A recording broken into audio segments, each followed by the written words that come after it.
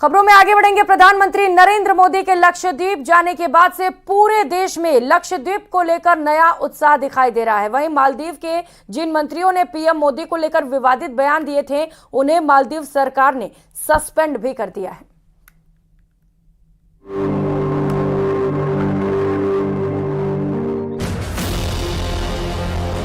पूरे देश पर छा गया है लक्षद्वीप का जादू। हर कोई अब लक्षद्वीप जाना चाहता है और ये सब हुआ है पीएम मोदी की लक्षद्वीप यात्रा के बाद।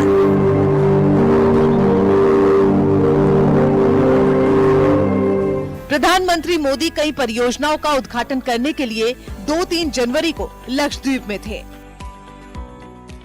पीएम मोदी ने लक्षद्वीप समूह की अपनी यात्रा के दौरान स्नॉर्कलिंग का लुत्फ उठाया और तस्वीरें सोशल मीडिया पर पोस्ट की थी। साथ ही उन्होंने लिखा था कि जो लोग रोमांचकारी अनुभव लेना चाहते हैं, लक्षद्वीप उनकी सूची में जरूर होना चाहिए। जिसके बाद मानो मालदीव को मिर्ची सी लग गई। पीएम मोदी को लेकर मालदीव के कुछ मंत्रियों ने विवादित बयान दे दिए, लेकिन अब मालदीव घुटने पर आ गया है। पीएम मोदी के खिलाफ बयान देने वाले मंत्रियों के खिलाफ कार्रवाई करनी पड़ी है। नरेंद्र मोदी जी ने हमेशा भारत के लिए सोचा है, हमेशा कहा है कि भारत के अंदर में खूबसूरत जगह है, उनमें जाना चाहिए। लक्षद्वीप गए, करोड़ों लोगों में उत्साह आ गया कि हमें भी लक्षद्वीप जाना चाहिए।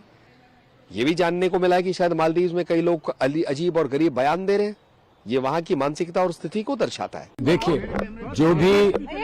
जो भी हमारे स्टेट, हमारे मुल्क की, हमारी कंट्री के जो भी लीडरशिप कोई किसी बात को बाहर कहती है या उस पर कोई टिप्पणी कहीं से आती है, तो उसको हम आगे नहीं बढ़ाते हैं, क्योंकि ये हमारा नेशनल इंटरेस्ट का और नेशनल प्रतिभा का सवाल है।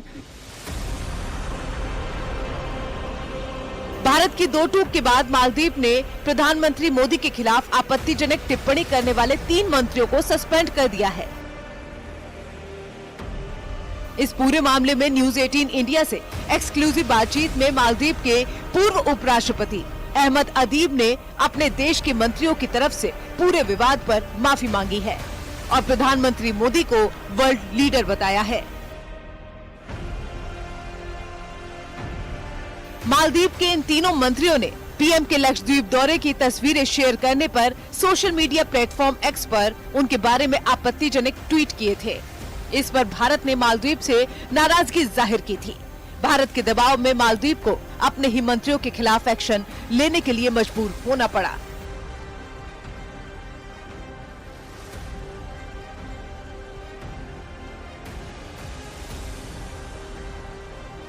मालदीव के मंत्री के बयान के बाद भारत के आम लोग ही नहीं, सेलिब्रिटी भी गुस्से में हैं।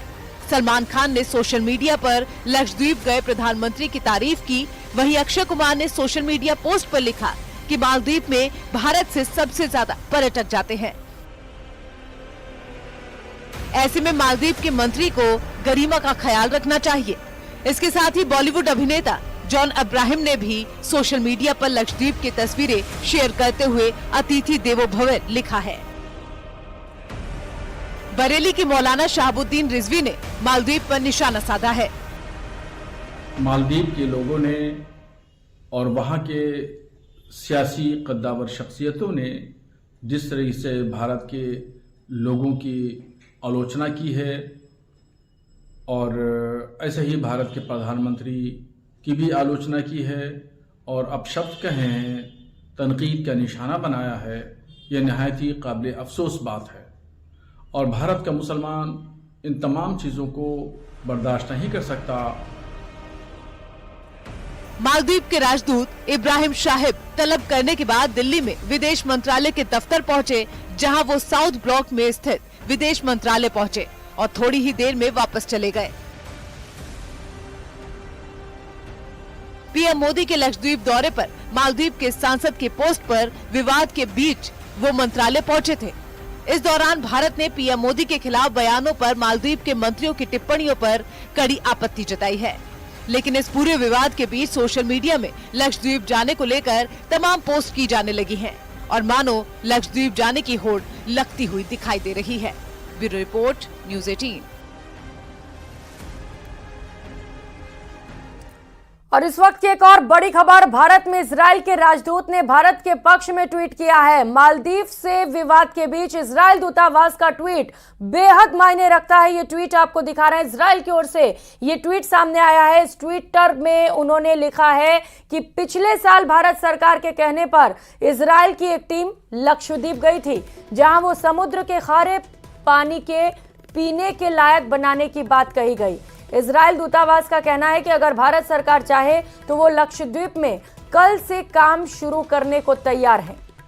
तो इजराइल की ओर से भारत के समर्थन में ये ट्वीट सामने आया है। उन्होंने ट्वीट करते हुए भारत का समर्थन किया है और कहा है कि अगर भारत सरकार चाहे तो वो लक्षद्वीप में कल से ही काम शुरू करने को तैयार है।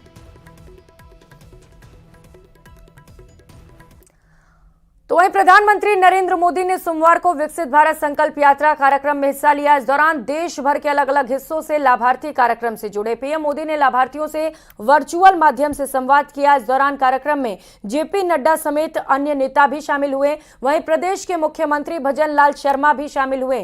पीएम मोदी ने कार्यक्रम को संबोधित करते हुए कहा कि मोदी की गारंटी की चर्चा दुनिया भर में हो रही है। हमारा फोकस युवा, गरीब, महिला और किसानों पर है। इसके साथ ही उन्होंने कहा कि देश में गरीब के स्वास्थ्य में सुधार हुआ है।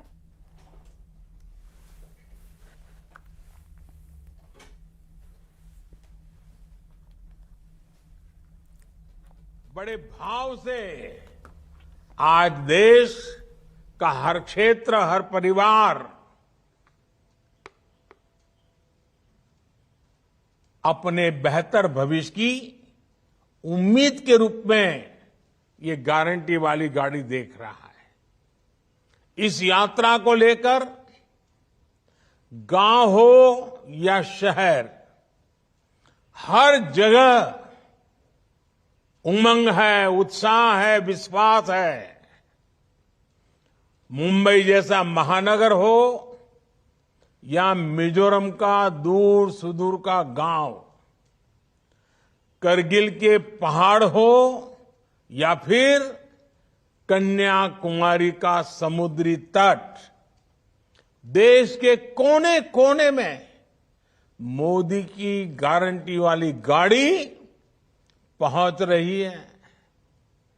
जिन गरीब लोगों का जीवन सरकारी योजनाओं का लाभ पाने के इंतजार में बीत गया, वो आज एक सार्थक बदलाव देख रहे हैं।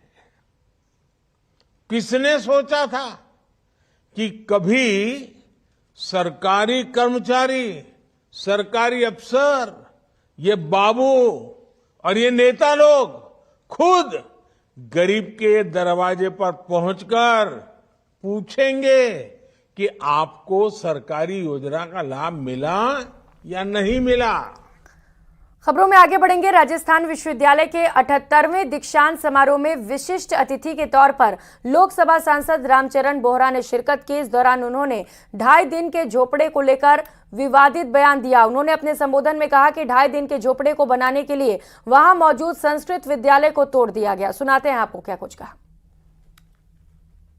चाहता हूं, हमारे राजस्थान प्रदेश में 2.5 दिन का झोपड़ा जो अजमेर में तीर्थ गुरु पुष्कर के निकट एक संस्कृत विद्यालय था, ये ऐतिहासिक सत्य है कि इसका निर्माण महाराजा विग्रहराज चौहान द्वारा सरस्वती कंठाभरणम नामक संस्कृत विद्यालय के रूप में किया गया था। 2.5 दिन के झोपड़े का निर्माण पहले से निर्मित संस्कृत महाविद्यालय को तोड़कर मोहम्मद गोरी के आदेश पर गोरी के गवर्नर कुतुबुद्दीन ऐबक ने 1194 में करवाया।